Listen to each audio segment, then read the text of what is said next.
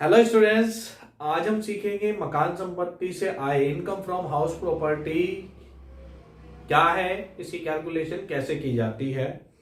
तो स्टूडेंट्स, मकान संपत्ति से आय होने के लिए ये विशेष तौर पे ध्यान रखेंगे, एक मकान होना चाहिए या भवन होना चाहिए और इसके अंदर उससे लगी हुई, उस मकान से लगी हुई जमीन भी शामिल होगी। यदि इसके अलावा अन्य कोई जमीन है तो उसको हम मकान संपत्ति के रूप में शामिल नहीं कर सकते। साथ ही साथ ये ध्यान रखेंगे बेटा, जो मकान संपत्ति से आय की कैलकुलेशन करते हैं वो वार्षिक आधार पर की जाती है। चलिए, इसके अनुसार जो मुख्य मुख्य बातें निकल कर आती हैं वो क्या है। तो नंबर 1 कि मकान और उससे लगी हुई जमीन होगी। करदाता का उस मकान संपत्ति का स्वामी होना जरूरी है।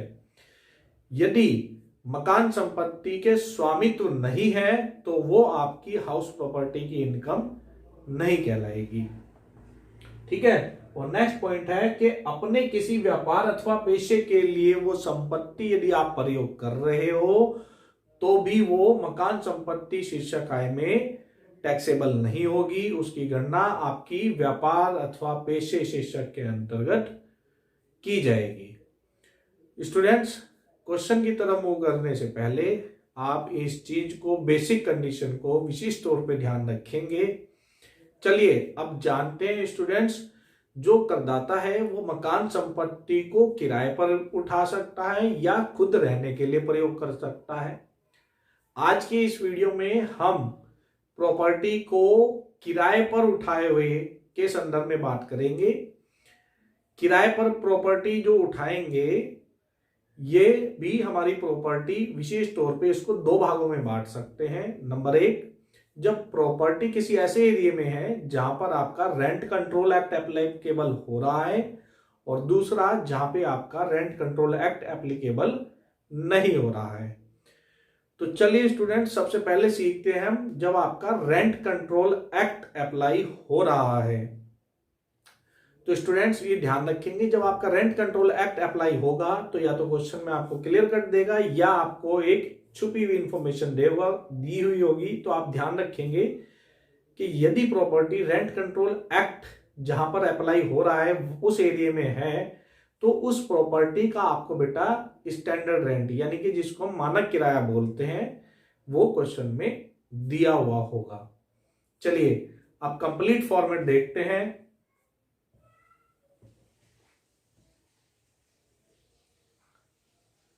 चलिए स्टूडेंट्स, अब सीखते हैं उस प्रॉपर्टी के बारे में जो कि आपकी रेंट कंट्रोल एक्ट के अंतर्गत कवर हो रही है और वो प्रॉपर्टी आपने किराए पर उठाई हुई है। स्टूडेंट्स ध्यान रखेंगे, यदि प्रॉपर्टी आपने किराए पर उठाई हुई है और रेंट कंट्रोल एक्ट के अंतर्गत वो प्रॉपर्टी आती है तो वहां पर आपको स्टूडेंट्स क्वेश्चन में या तो आपको क्लियर कट इंफॉर्मेशन दी होगी कि ये प्रॉपर्टी रेंट कंट्रोल एक्ट के अंतर्गत आ रही है, या आपको एक हिडन इंफॉर्मेशन दी होगी। वो क्या है, आपको क्वेश्चन में बेटा स्टैंडर्ड रेंट दिया हुआ होगा जिसको हम हिंदी में मानक किराया बोलते हैं। चलिए स्टूडेंट्स, इस स्टेप को सीखते हैं कि जब प्रॉपर्टी में आपको स्टैंडर्ड रेंट दिया हुआ है, या ये कहें कि अगर प्रॉपर्टी रेंट कंट्रोल एक्ट के अंतर्गत कवर हो रही है और प्रॉपर्टी को आपने किराए पर उठाया हुआ है, तो उस केस में मकान से आए taxable income from house property कैसे कैलकुलेट करेंगे। तो स्टूडेंट्स, इसके अंदर आपको दिया हुआ होगा, म्युनिसिपल वैल्यू दी हुई होगी, फेयर रेंट दिया हुआ होगा और स्टैंडर्ड रेंट, जिसका सीधा सा मतलब है कि ये प्रॉपर्टी आपको रेंट कंट्रोल एक्ट के अंतर्गत कवर हो रही है, किराए पर दिया हुआ है। तो आपने करना क्या है, म्युनिसिपल वैल्यू और फेयर रेंट, इन दोनों में जो बेटा हायर वैल्यू होगी वो हायर वैल्यू सेलेक्ट करेंगे।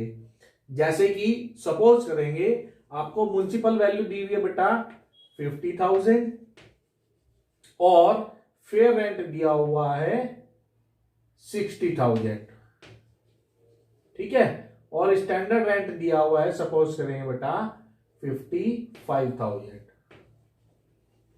करना क्या है, इसके अंदर ध्यान रखेंगे, जब आपका प्रॉपर्टी रेंट कंट्रोल एक्ट के अंतर्गत कवर हो रही है तो आपको कैसे कैलकुलेट करनी है gross annual value municipal value और फेयर रेंट, इन दोनों में जो हायर वैल्यू है, हायर वैल्यू कौन सी है 60,000, इसको सेलेक्ट कर लेंगे और फिर उसके बाद इसका कंपैरिजन करते हैं हम स्टैंडर्ड रेंट से।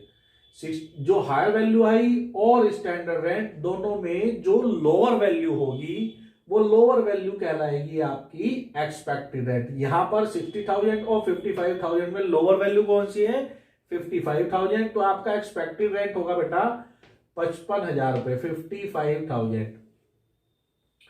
और फिर उसका कंपैरिजन, ये जो एक्सपेक्टेड रेंट आया इसका कंपैरिजन करेंगे हम एक्चुअल रेंट से, वास्तविक प्राप्त किराए से। और वास्तविक प्राप्त किराया यदि हमारा 60,000 है, ठीक है, वास्तविक प्राप्त किराया 60,000 है, तो ये ध्यान रखेंगे जो एक्सपेक्टेड रेंट आया इसका कंपैरिजन करते हैं हम एक्चुअल रेंट से, और इन दोनों में जो हायर वैल्यू होती है वही हमारा ग्रॉस एनुअल वैल्यू कहलाती है। 55,000 और 60,000 में जो हायर वैल्यू कौन सी है 60,000, तो ये 60,000 आ जाएगा बेटा, ये 60,000 हमारी ग्रॉस एनुअल वैल्यू आएगी। अब इसके बाद इंपॉर्टेंट पॉइंट आता है हमारा म्युनिसिपल टैक्स का। तो ध्यान रखेंगे स्टूडेंट्स, म्युनिसिपल टैक्स केवल तभी माइनस करते हैं ग्रॉस एनुअल वैल्यू में से जब इसका वास्तव में भुगतान मकान के मालिक द्वारा किया गया हो, चाहे यह किसी भी साल से संबंधित क्यों ना हो। यदि क्वेश्चन में म्युनिसिपल टैक्स आउटस्टैंडिंग है, इसका पेमेंट नहीं किया गया, तो इसको माइनस नहीं करेंगे। या यदि क्वेश्चन में कह दिया कि जब प्रॉपर्टी को रेंट पे उठा रहे थे तो ये रेंट एग्रीमेंट में कहा गया था कि जो म्युनिसिपल टैक्स है वो टेनेंट यानी कि किराएदार भुगतान करेगा उसका पेमेंट, तब भी इसको नहीं घटाएंगे। कहने की बात यह है कि म्युनिसिपल टैक्स केवल उसी कंडीशन में माइनस करेंगे जब इस म्युनिसिपल टैक्स का भुगतान वास्तव में प्रीवियस ईयर में, जिसके लिए हम कैलकुलेशन कर रहे हैं, मकान के मालिक द्वारा, ओनर द्वारा पेमेंट किया गया है, तभी उसकी हम घटाएंगे। हमने ब्रैकेट में लिख भी दिया है paid by owner only. Next point आता है अनरियलाइज्ड रेंट का।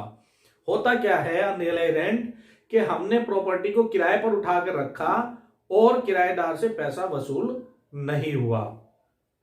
ये केवल उसी स्थिति में माइनस करेंगे जब नियम 4 की शर्तें पूरी होती हो। ये नियम 4 की शर्तें क्या हैं, तो ध्यान रखेंगे बेटा, नियम 4 की शर्तें हैं कि आपकी जो किराएदारी है वो उचित होनी चाहिए। Tenancy should be bona fide. इसका क्या मतलब है, इसका मतलब है कि आपने जो किराए पे प्रॉपर्टी उठाई, ये प्रॉपर्टी का रेंट एग्रीमेंट बना हुआ होना चाहिए।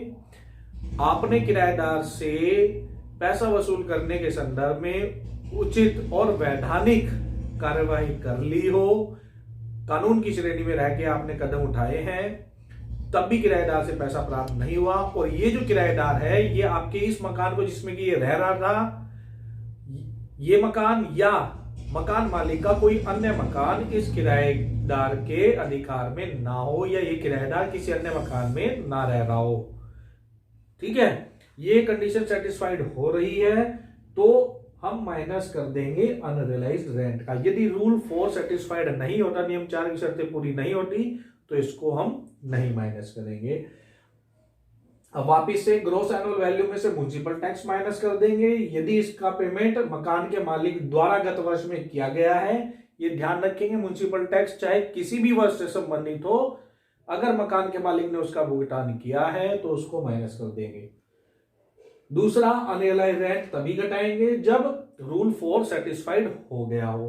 ये दोनों ग्रॉस एनुअल वैल्यू में से ये दोनों चीजें माइनस, म्युनिसिपल टैक्स और अनरियलाइज्ड रेंट दोनों माइनस करने के बाद निकल के आ जाएगी नेट एनुअल वैल्यू। इसको कभी कभी क्वेश्चन में खाली एनुअल वैल्यू भी बोलता है। अब इसके बाद एनएवी में से हम डिडक्शन माइनस करते हैं। सेक्शन 24 के अंतर्गत जो डिडक्शन दी गई है वो क्या है, स्टैंडर्ड डिडक्शन 30% दिया गया है। 30% किसका, एनएवी का। एनएवी का 30% डिडक्शन घटा देंगे। और दूसरी इंटरेस्ट ऑन लोन की लोन के इंटरेस्ट की छूट केवल तभी घटाएंगे स्टूडेंट्स, ध्यान रखेंगे, जो लोन का प्रिंसिपल अमाउंट है और वो लोन आपने एक्सक्लूसिवली इस हाउस प्रॉपर्टी के संदर्भ में ही खर्च किया है। कभी कभी होता क्या है कि लोन तो ले लिया आपने प्रॉपर्टी के नाम का कि आप प्रॉपर्टी बनाओगे, खरीदोगे या उसका रिपेयर करोगे, है ना, किसी की भी पर्पज से ले सकते हो। लेकिन ये लोन का जो प्रिंसिपल अमाउंट है आपने मकान में ना प्रयोग करके अपने किसी पर्सनल वर्क में यूज कर लिया, या लोन का कुछ पार्ट अपने पर्सनल वर्क में यूज कर लिया। जैसे कि सपोज कीजिए आपने 1 लाख रुपए का लोन लिया, उस लोन में से आपने 50,000 अपने बेटे की मैरिज के लिए या उसकी एजुकेशन के लिए यूज किया, और बाकी का 50,000 आपने मकान के लिए प्रयोग कर रहे हो। तो बेटा ध्यान रखेंगे, ये जो इंटरेस्ट है वो इंटरेस्ट केवल वही भाग घटाएंगे, माइनस करेंगे जो आपने मकान के लिए प्रयोग किया। यानी कि जो 50,000 आपने बेटे की शादी के लिए या बेटे की पढ़ाई के लिए प्रयोग किया, उस पे जो इंटरेस्ट ड्यू होगा हाउस प्रॉपर्टी हेड के अंतर्गत उसको नहीं घटाएंगे। आप केवल वही धनराशि घटाएंगे जो लोन का प्रयोग आपने मकान के लिए किया। यहाँ पे हमने उदाहरण के तौर पे 1 लाख लिया था, 1 लाख में से 50,000 हमने एजुकेशन के लिए लिया और प्रयोग कर लिया, और 50,000 मकान के लिए। तो जो भाग 50,000 रुपये मकान के लिए प्रयोग किया है, केवल उस धनराशि पे जो इंटरेस्ट आएगा वो इंटरेस्ट हम माइनस करेंगे। इंटरेस्ट का फर्दर से फिर बाइफर्केशन होता है, उसको हम आगे जैसे क्वेश्चन आएंगे तब डीप में समझेंगे। इंटरेस्ट के लिए एक अलग से पार्ट बनाएंगे, आप उस पार्ट को विशेष तौर पे जरूर देखिएगा। अभी केवल इतना समझिएगा कि दो छूट मिलती है एनएवी में से। एक स्टैंडर्ड डिडक्शन 30% की फ्लैट है, और दूसरी इंटरेस्ट ऑन लोन की। स्टैंडर्ड डिडक्शन के बारे में भी ये समझेंगे बेटा। होता क्या है कि कई बार ये कह दिया जाता है क्वेश्चन के अंदर कि किराया वसूल करने के संदर्भ में कुछ खर्चे किए, या मकान की रिपेयर के लिए, पेंट के लिए कोई खर्चा किया, पुताई के लिए कोई खर्चा किया, है ना, व्हाइट वॉश के लिए कोई खर्चा किया, तो उन सब के लिए अलग से कोई डिडक्शन नहीं है। या क्वेश्चन में ऐसे भी कह दिया जाता है कि पिता के वसीयतनामे के अनुसार माता जी को या सौतेली माँ को कुछ रिम्बर्समेंट दिया, कोई भत्ता दिया, तो वो भी सब नहीं घटाया जाएगा। उन सभी के लिए, सभी की क्षतिपूर्ति के लिए एक फ्लैट रेट दे दिया गया, स्टैंडर्ड डिडक्शन 30% एनएवी का। और ये ध्यान रखेंगे बेटा, एनएवी यदि पॉजिटिव वैल्यू है तभी आप 30% की डिडक्शन घटाते हो। यदि बाई चांस एनएवी आपकी नेगेटिव आ जाए, तो बेटा जब इनकम नेगेटिव है, इनकम हो ही नहीं रही है, तो छूट किस बात की। तो ध्यान रखेंगे 30% की छूट केवल तभी घटाएंगे जब आपकी एनएवी पॉजिटिव हो। ठीक है, चलिए अब इससे संबंधित एक क्वेश्चन देखते हैं बेटा, और डिटेल में समझ में आएगा आपको। अभी बेटा हम डॉक्टर एस.सी. मेहरोत्रा की बुक का यूज करेंगे, और इसमें हाउस प्रॉपर्टी का पेज नंबर 236 पेज नंबर है। क्वेश्चन नंबर 4 हम क्या करेंगे, इसको पढ़ेंगे, देखेंगे इसमें कैसे इसका सॉल्यूशन करेंगे। क्वेश्चन कह रहा है बेटा, from the following information compute the annual value of the house. निम्न सूचनाओं से मकान के वार्षिक मूल्य की गणना कीजिए। आपको इंफॉर्मेशन दी हुई है बेटा, ये ध्यान रखेंगे हमारा कंप्लीट फॉर्मेट ये है। ठीक है, जो जो क्वेश्चन में इंफॉर्मेशन दी हुई है उसको हम फॉर्मेट में पुट करते जाएंगे, जो रिमेनिंग रह जाएगी उसको छोड़ देंगे। फॉर्मेट ये है, आप इस फॉर्मेट को अच्छे से तैयार कर लेंगे। बस इसके अंदर एक चीज और ऐड ऑन की जा सकती है, आपका एक आता है बेटा वेकेंट पीरियड रेंट। उस एक्चुअल रेंट में यहां पे माइनस कर देंगे वेकेंट पीरियड रेंट। चलिए, वेकेंट पीरियड का क्या मतलब है ये ध्यान रखेंगे। वेकेंट पीरियड का मतलब है कि आपने प्रॉपर्टी को किराए पर उठाया, किराएदार प्रॉपर्टी कुछ समय छोड़ के चला गया, और कुछ समय तक वो प्रॉपर्टी किराए पर नहीं उठी, या मकान बनने के बाद, है ना, प्रॉपर्टी वेकेंट पीरियड का रेंट तब माइनस करेंगे जब प्रॉपर्टी पूरी तरह से लॉकडाउन रही। प्रॉपर्टी में उस हिस्से में जिसमें किराएदार रह रहा था बिल्कुल लॉक लगा रहा। अगर मकान का स्वामी, ओनर ऑफ द प्रॉपर्टी, उसको अपने यूज के लिए करता है तो उसे वेकेंट पीरियड नहीं मानेंगे, उसे ऐसे एज्यूम करेंगे कि वो प्रॉपर्टी किराए पर उठी हुई रही। चलिए क्वेश्चन नंबर 4 क्या कह रहा है, 4 रीड कर रहे हैं। निम्न सूचनाओं से मकान के वार्षिक मूल्य की गणना कीजिए। दिया हुआ है आपको बेटा नगर पालिका मूल्य 4 लाख रुपए, म्युनिसिपल वैल्यू दी हुई है आपको 4 लाख रुपए की। 4 लाख रुपए की म्युनिसिपल वैल्यू दी है। आपको उचित किराया फेयर रेंट दिया हुआ है 3,60,000 रुपए और आपको मानक किराया 4,50,000 रुपए दिया हुआ है।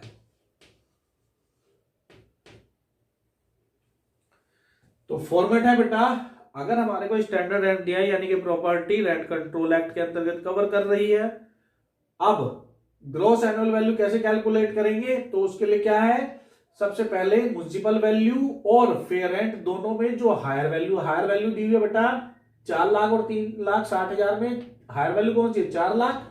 फिर इस हायर वैल्यू का कंपैरिजन करते हैं हम आपके स्टैंडर्ड रेंट से। इसमें जो आपकी लोअर वैल्यू होगी 4 लाख और 4,50,000 में लोअर वैल्यू कौन सी है 4 लाख रुपए, तो यहां पर आपका जो एक्सपेक्टेड रेंट आएगा वो 4 लाख रुपए ही आ जाएगा। अब क्वेश्चन कह रहा है कि जो वास्तविक किराया है ये 50,000 रुपए प्रति माह दिया हुआ है। 50,000 रुपए प्रति माह के हिसाब से बेटा जो हमारी हाउस प्रॉपर्टी की कैलकुलेशन करते हैं 12 महीने के आधार पर करते हैं, तो 12 पंजे 60, 6 लाख रुपए यहां पे वैल्यू आ जाएगी। जो एक्सपेक्टेड रेंट आया और एक्चुअल रेंट इन दोनों में जो हायर वैल्यू होगी वो हमारा जनरली ग्रॉस एनुअल वैल्यू कहलाता है। 4 लाख और 6 लाख में हायर वैल्यू कौन सी है 6 लाख रुपए। लेकिन यहां पे इस क्वेश्चन में एक पॉइंट दिया हुआ है कि मकान जो है आपका 2 महीने खाली रहा, वेकेंट रहा, तो वेकेंट पीरियड का रेंट इसमें से माइनस कर दिया जाएगा। 1 महीने का रेंट 50,000 है, 2 महीने का रेंट 1 लाख रुपए आएगा। इस 6 लाख में से 1 लाख रुपए माइनस कर दोगे तो बाकी बचे 5 लाख रुपए। 5 लाख रुपए हमारी ग्रॉस एनुअल वैल्यू आ जाएगी। इसके बाद क्वेश्चन में दिया हुआ है आपका नगर पालिका कर 25,000 रुपए मकान के मालिक ने तथा 25,000 रुपए किराएदार ने भुगतान किया। ये ध्यान रखेंगे म्युनिसिपल टैक्स केवल तभी घटाएंगे जब उसका भुगतान मकान के मालिक द्वारा किया गया है। यदि मकान मालिक के अलावा किसी अन्य पर्सन ने म्युनिसिपल टैक्स का भुगतान किया तो उसकी छूट नहीं मिलेगी। इसमें केवल जो मकान के मालिक ने 25,000 रुपए भुगतान किए उसी की छूट मिलेगी, किराएदार ने जो भुगतान किया उसकी छूट नहीं मिलेगी। तो जो मकान मालिक ने 25,000 रुपए म्युनिसिपल टैक्स के भुगतान करे उसको माइनस कर देंगे, किराएदार वाले को नहीं करेंगे।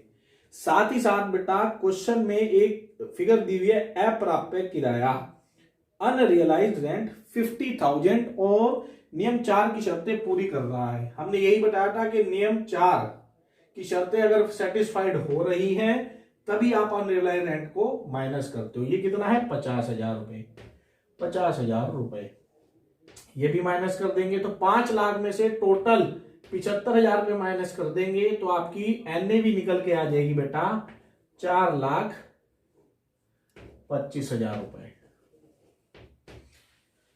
और क्वेश्चन में हमारे से कहा क्या गया था कि निम्न सूचनाओं से मकान के वार्षिक मूल्य की गणना कीजिए। केवल हमारे से एनुअल वैल्यू पूछी है। हमने पहले बताया या तो इसको नेट एनुअल वैल्यू शुद्ध वार्षिक मूल्य कहते हैं या क्वेश्चन में कभी कभी एनुअल वैल्यू भी कह देता है। बात एक ही है, आपका आंसर आ जाएगा ये इतना। Question number 4 doctor